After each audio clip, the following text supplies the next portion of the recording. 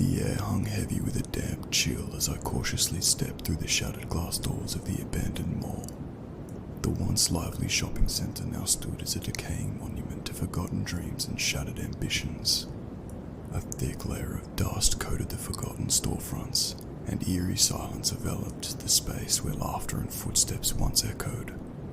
My flashlight trembled in my grip as I ventured further into the heart of this desolation. The beam flickered, casting eerie shadows that danced across the dilapidated walls. It wasn't long before I sensed something unsettling, a presence lingering in the stale air, a force watching me from the darkness. The mall seemed to stretch endlessly in all directions, its corridors twisting and turning like a maze designed to confuse and disorient. As I pressed forward, the silence was broken only by the creaking of rusty metal doors swinging gently on their hinges. Each step echoed louder in the emptiness, resonating like a heartbeat in the quiet abyss. Suddenly, the stillness shattered as a distant moan echoed through the desolation. My heart raced as I strained to identify the source of the sound. It seemed to be a haunting combination of sorrow and anger, echoing from the hidden corners of the abandoned mall. My breath caught in my throat, and I couldn't shake the feeling that I was not alone. I pressed on, the oppressive atmosphere closing in around me like a vice. The once vibrant storefronts now loomed like twisted spectres, their faded signs casting long, distorted shadows. The air grew colder, and my breath hung in the darkness like ethereal tendrils. A flickering light ahead caught my attention, drawing me like a moth to a flame. I approached cautiously, my senses on high alert.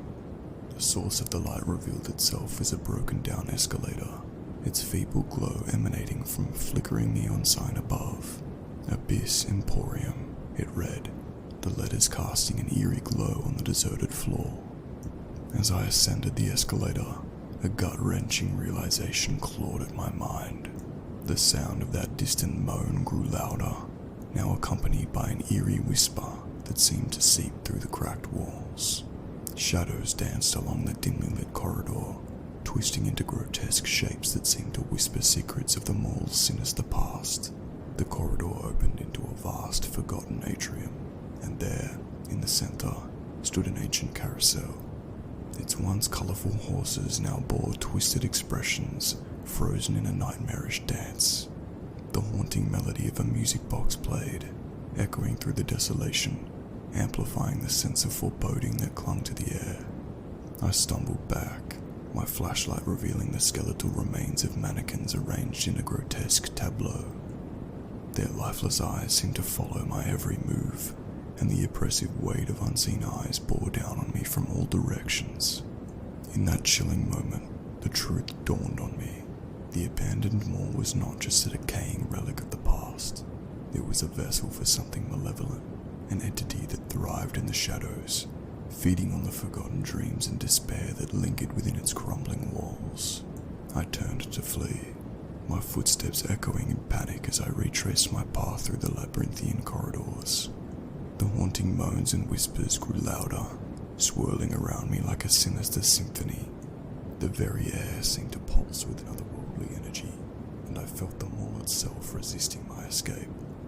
As I burst through the shattered glass doors, the oppressive atmosphere lifted, and the abandoned mall lay silent once more.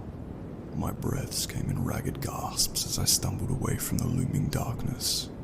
The malevolent force that dwelled within those forsaken halls remained hidden, but its sinister secret had been laid bare, a chilling reminder that some places are best left abandoned, their secrets buried in the shadows of the past.